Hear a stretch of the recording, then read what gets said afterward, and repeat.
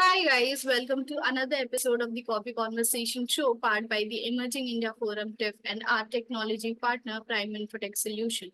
This is the episode of the Emerging CyberSec Professional, and today's theme is Insights into Data Privacy Compliance. I am Jolly Singh, co-host at Coffee and associate with Prime Infotech Solution.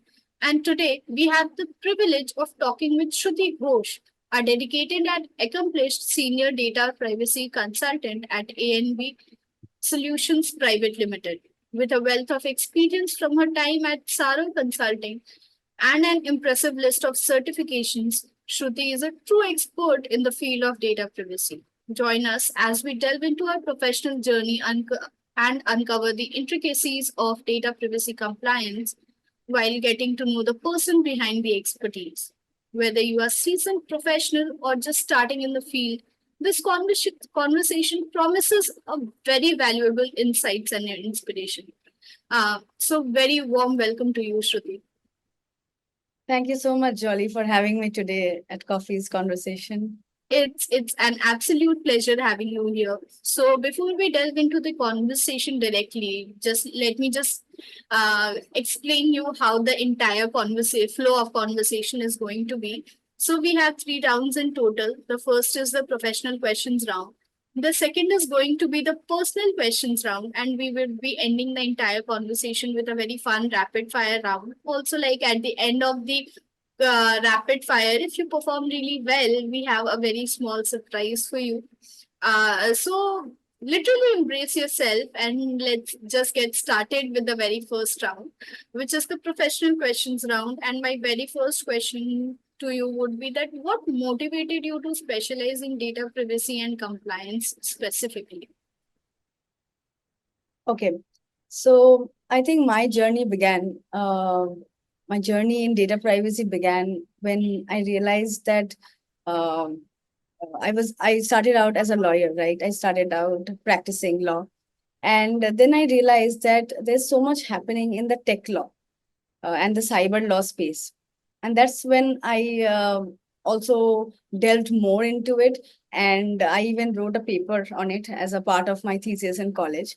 And I realized that we are always intertwined with data. We cannot escape data. Like there is no part of any world right now where there's no data, right? And I think that as we all know, the data has a lot of potential, but there are also a lot of risks associated with it.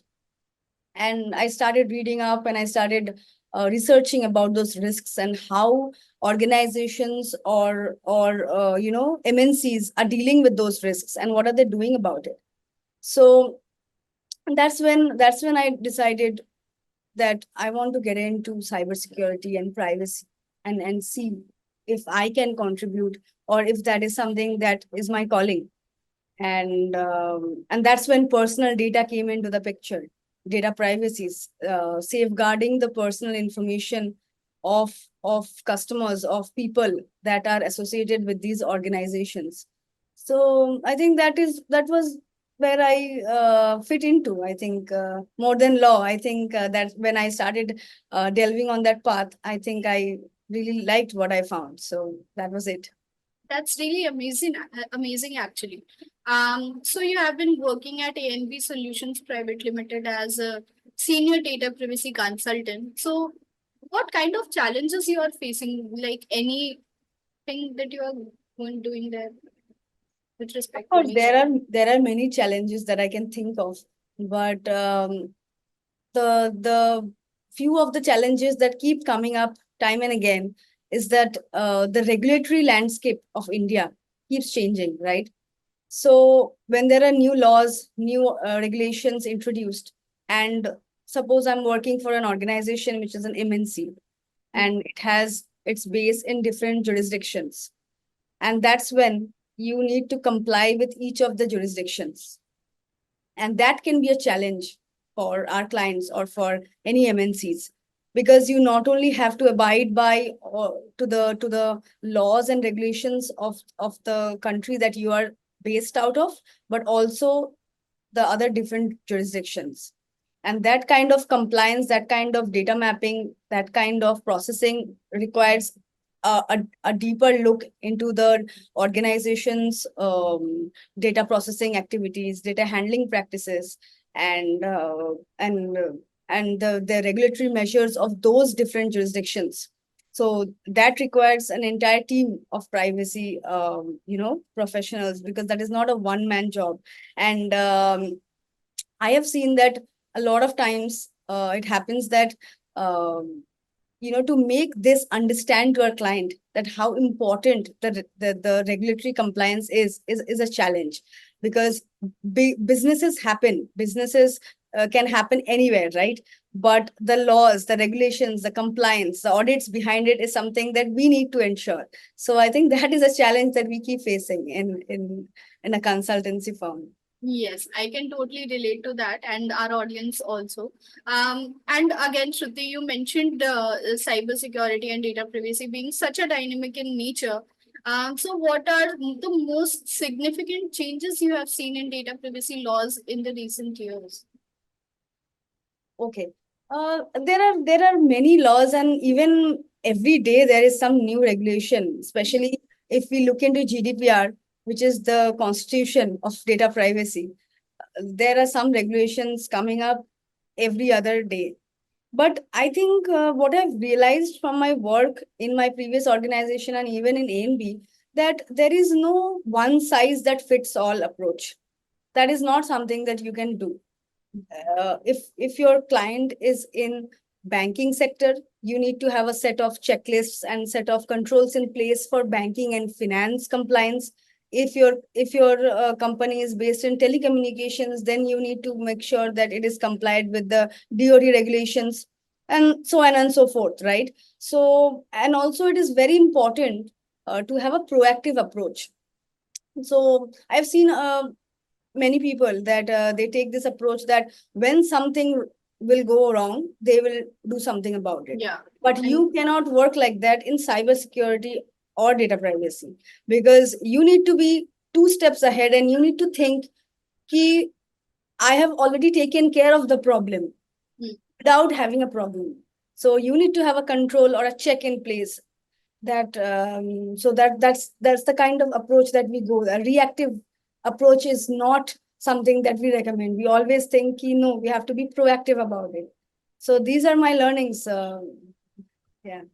Absolutely. And now that the changes are happening every day, so how do you stay updated with the evolving landscape of the regulations?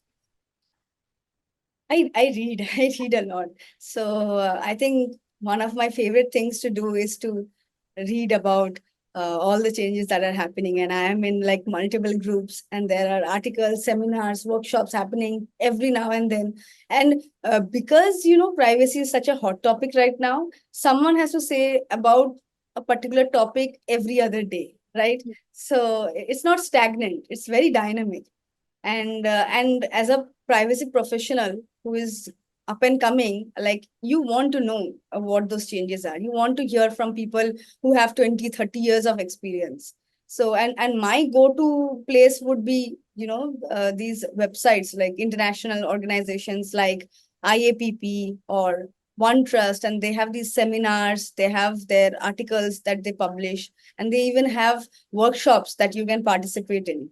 And that kind of gives you a global perspective of data privacy, and not just from an Indian perspective. Right. Absolutely right. Okay, Shruti, you have already mentioned that how the client should have a proactive approach and not the reactive approach while dealing with the data privacy compliance. So let how can you just let us understand how do you help the organization understand the importance of privacy compliance and just delve deeply into the approach that how like what are the steps that you take to reach that end result? Okay, I think that's a good question, and a lot of organizations do struggle with that, to achieve that. I think uh, I think it's important to have like a privacy compliance or a privacy framework that works that works for that particular organization, right? So when I say privacy framework, it means that every organization can have a different privacy framework. However, that being said, there needs to be certain checklists, there needs to be certain controls that are common for everything, for every organization. Like those are the mandated privacy checks that you need to do. So, and when your company is delving into privacy for the first time, yeah, there are trainings and awareness programs that you can have in your organization to ensure that your employees are well updated. You can have quarterly the frequency of that you can be defined as per the organization policy. You can have trainings, you can have awareness programs, you can even have quizzes and and workshop sort of a thing where you talk about data privacy and how each process or each function can ensure privacy compliance from their end, because all the processes do not have the same amount or the same volume of personal data processing also in an organization, and that can also vary. Secondly, you can also have um, you can also ensure that your employees or whatever processing is happening, there is regular follow-ups are very important. For example, there is an privacy impact assessment that you are doing, or a data protection impact assessment, and after understanding or after identifying the risks that are there, you decide that there are a total of 10 risks, and out of that 5 are high, right? So the high risks need to be taken a closer look at, right? And they need immediate action, they need immediate some actionable plan, or something in place to curb that. So for that, you need to have regular follow-ups with the process owner, with the function owner, and make them understand that why this risk is important, it's critical, and it needs closure. So that is how you can achieve that. Okay. Um, if we would be talking about your experience, how it has been, like all these years while you have been consulting the data privacy compliance, how your journey has been into it. I think consultancy is very, very much fun. You learn a lot, and I think there's tremendous growth, and I cannot stress that enough. That when you are at an initial stage in privacy, I would always suggest to go work with a consultancy firm, because you get to work with multiple clients who are in multiple different jurisdictions, and you get to learn a lot more about the laws, about how to navigate that. So I think there's tremendous growth, and if you're someone that is looking for growth, looking to go up the ladder faster, I think that is the way, because consultancy pays you well, but and makes you work even more, but you get to learn a lot, so that's always there. And that is the most important thing, I think, at the end of the day, that you are learning and growing at the same time. So Yes. that's absolutely amazing. You have a lot of certifications on in your name. So could you explain the importance of the CIPP certification in your career? Um, so CIPP certification, I think, changed the changed the path that I was on. I mean, before that, I was just dilly dallying, and I was wondering if this path would be the right fit for me. But once I did the certification, I think it was very instrumental to who I am and to what I've achieved. And because because you're learning the entire GDPR, right, in that certification. And like I said, GDPR is the textbook to go to for any kind of privacy related problems or compliance issues. So I think it kind of helps you, or it's always that thing that you rely on, GDPR, whenever you are in any problem and you are in a fix and you don't know what to do, how to navigate that. I think GDPR always has the answers. So when you have that kind of a knowledge in your pocket, I think you feel more confident when you approach clients, and that credibility shows, right? So clients trust you more. Absolutely. And what role does ISO 27701 play in your daily work? ISO 27701 was also very integral because, like I was telling you about the framework, right? So ISO 27701 gives you that framework, that that that guidance, like what needs to be done. For example, you are working with a company which doesn't have privacy embedded. Where do you start? How do you start? What are the things that you look at, right? What are the existing controls that are there, and do they need some modification? Do they need to be changed? So these are some things that ISO helps you with, and basically provides that holistic framework that you can refer to. And like many laws like the GDPR, there are penalties, or there are things that you need to do as an organization, that you are bound by. But for ISO, you are not bound by ISO is a framework that you just refer to, so that you know that what are the things that you cannot miss absolutely.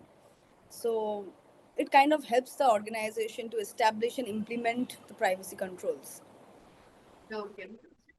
So after all the discussion that we had, one question that really comes when for our from our audience side would be that what advice would you give to someone looking to start a career in data privacy? It's like one of the very pivotal questions, I would say. Uh, that's one of the most pivotal questions, and also, I think, the most asked, right? Right. Actually. So I think it's important to understand, first understand whether that's something that you really want to get into, right? Because if you're having a legal background, there's a lot of technical knowledge that you require, and as lawyers, I you know you don't have the technical knowledge, and that is something that you need to learn on the job. And the first question you need to ask yourself is, do you want to learn technical things, right? Are you ready for the same? Ready Yeah. for it? Are you ready to understand how servers work, or are you ready to understand how a code is written? Are you ready to understand that? If the answer to that is yes, then of course you have many options. The first thing that you do is you understand the laws and the legalities that are there. You do research about what kind of role you want to get into. For example, when I did CIPP, I knew that I wanted to get into consultancy, right? But if you're someone who wants to work as a DPO, as a data protection officer, then you may be you may get into the DPO course that is there in the market. So the first question is whether you want to get into tech. Second question is whether what kind of role you want, right? And then third, you start, for example, if you have no knowledge at all, then you start working as an intern, or start in a entry level roles, and you learn how things happen, what are the ropes of it. And then depending on that, you can also take a call whether you want to switch to another role, or whether this role is right for you, right? So that's how you start. And if you want to get into privacy, I would suggest that your base should be very important. Base should be strong, because there are so many things happening in privacy, and it is, like I said, it is not one fit for all. You need to have the knowledge to provide your clients with the tailored approach. So for that, you need to have certifications. Definitely. Thank you so much. Like that was indeed a very insightful advice for everyone who is seeking the career in data privacy laws. That is it, Shruti, for the first round. We are towards our next round, which is the personal questions round. And my very first question would be about your formative years, how your school has been, college, your first internship, then to your first job, how your journey has been till date. Okay, so I was born and brought up in Kolkata, and my schooling was from there. And I grew up in a nuclear family, and my parents, and especially my mom, were always emphasized on the importance of education. And in fact, more than education, self-reliance. So my mother was always supportive, and she always told me that you can achieve everything if you have the correct knowledge, right? And I still remember that she used to tell me the three W's method. Okay, she used to tell me that there are three W's to any situation, to any given situations. The first is who, the second is when, and third is what, right? So who is who is the person who is in front of you, whom you're talking to, and what are you saying, right? When is what is the scenario you're saying this in? Is it a public place or is it a private place? And then third is what. So what are you saying? So these three things she always instilled in me, told me that always have the answer to these three questions before you say anything to anyone. And I think that kind of helps you a lot in your career, especially in corporate world, where obviously you will have to put up a certain personality to fit in, right? So I think that really helped me a lot. Okay. Can you tell us about your college life and what activities were you part of? Any? I think college was very eye opening for me because I decided to move out of Kolkata and join college in Bangalore. And law was 5 years, right? And 5 years is not a normal time to dedicate and to commit to at a certain young age, right? Right. So, but it was so much fun. I made amazing friends, and I was a part of moot courts, mediation competitions, and we got to travel a lot because our college would always um, help us out whenever we wanted to go to National college, competitions. national competition. Yeah. Yes, and I was also a part of Road Track Club, and that kind of gave me, that helped me learn a lot about communication and leadership, right? So, so yeah, that was it. What hobbies or activities do you enjoy outside of work? I am a traveler by heart and by passion. I love traveling, and I need to travel every once in a while to feel like myself. And other than that, I also enjoy swimming. Right, I make sure to do one physical activity so that because of all the sitting in the workplace at all the time. And I also enjoy reading because I remember I got into privacy because I started reading on tech law and cyber law, so that has always been there. um, so yeah. So, what kind of books do you like? What are you currently reading right? So I mainly like mythology and personal development because uh, personal development because sometimes you kind of lose perspective on things. Sometimes you need a push, and that Yes. helps. And mythology is my favorite thing in the world. I watch all the movies of mythology and books. So currently, I'm reading this book called Circe by Madeline Miller. It's a mythology book and about the power and the transformation of the Greek gods. So Okay. yes. Great. And how do you unwind after a long day at work? I think I like spending time with my family. I right now my parents are not with me in Mumbai, right? So I unwind by talking to my friends, my family, and I think if I'm having a bad day, I think I can always lean on them for support, and I think I'm so grateful for that. Okay. You mentioned like being a hardcore traveler. So, what are your favorite travel destinations and why?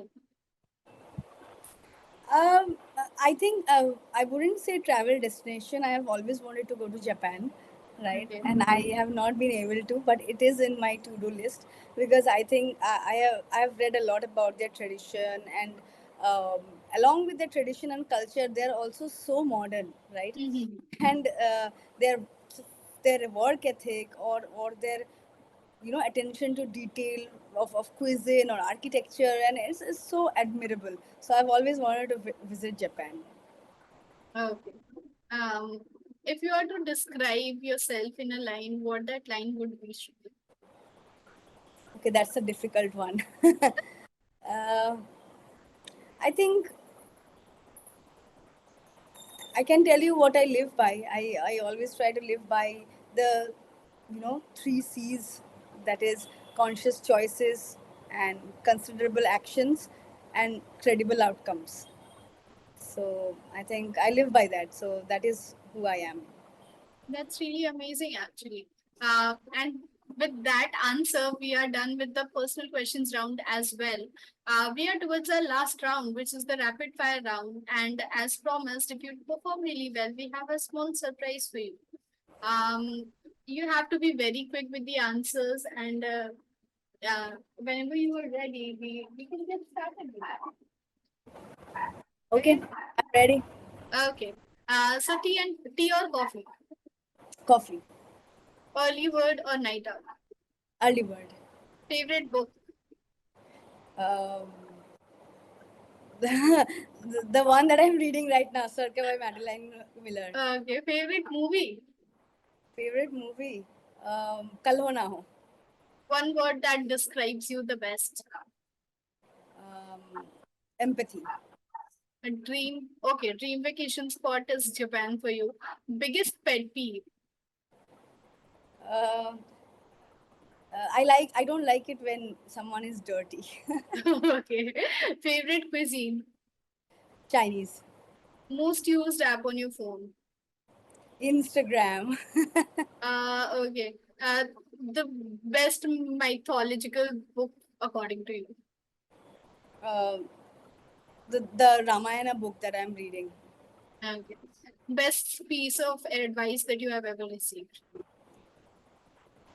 Uh, be true to yourself, because everything else is just noise. Okay.